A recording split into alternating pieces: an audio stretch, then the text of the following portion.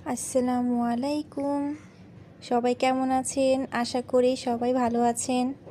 আজকে অনেক দিন ধরে মুচড়ি দিয়ে ইলিশ মাছ দিয়ে আর কি তরকারি খেতে ইচ্ছে করতেছিল।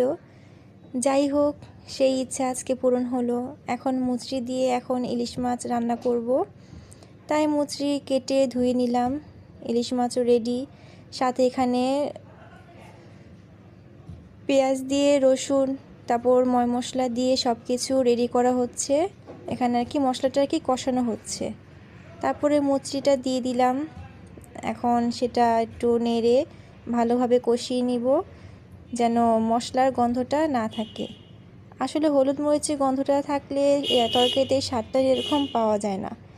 সেজন্য ভালোভাবে কষালে স্বাদটা একটু দ্বিগুণ বেড়ে যায়। এখন একটু উপর দিয়ে একটু লবণ দিয়ে দিব, সামান্য পরিমাণ, যতটুকু স্বাদ মতো লাগবে।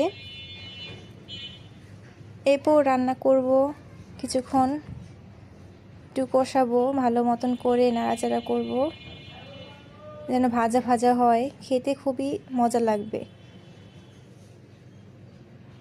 আজকে রান্না হয়েছে সিম আলু দিয়ে ভাজি, তারপর টমেটোর টক, এরপর রান্না করেছি সাথে বাঁধাকপির ভাজি। তারপর পাশাপাশি যেটা ইচ্ছা ছিল সেটাও পূরণ করলাম, মুচড়ি দিয়ে ইলিশ মাছ। যাই হোক, এখন পানি দিলাম, ভালোভাবে কষানোর পর পানি দিয়ে দিলাম পরিমাণ মতো যেন মুচড়িটা ঠিকঠাক মতো সিদ্ধ হয়ে যায়। এখন সিদ্ধ হয়ে আসতেছে। এখন যাই হোক, এখন এক এক করে ইলিশ মাছগুলো তরকারিতে দিয়ে দিব।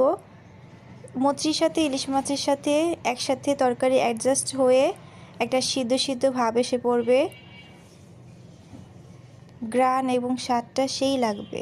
এই কারণেই ইলিশ মাছগুলো তরকারিতে আমি অ্যাডজাস্ট করে দিয়েছি। এখন যাই হোক, তারপর ইলিশ মাছগুলো সাজানো হয়েছে তরকারির ওপর। এরপর দিয়ে দেবো সামান্য পরিমাণ লবণ, যাতে ইলিশ মাছের ভিতরে লবণগুলো ঠিকঠাকভাবে ঢুকে যায়। তরকারিটা খেতে খুবই স্বাদ লাগবে, যার জন্য অল্প পরিমাণ লবণ কিছুটা কম দিয়েছিলাম প্রথমে। শেষটুকুতে আমি ইলিশ মাছের উপরে কিছু লবণ দিয়ে দিয়েছি। এখন কিছুক্ষণ ঢেকে রাখার পর এখন ইলিশ মাছ তরকারি দুইটাই একসাথে হয়েছে। কি সেই গ্রান! এই গ্রানে এখন মনে হচ্ছে তরকারিটাই রান্নার থেকেই খেয়ে ফেলি উঠিয়ে।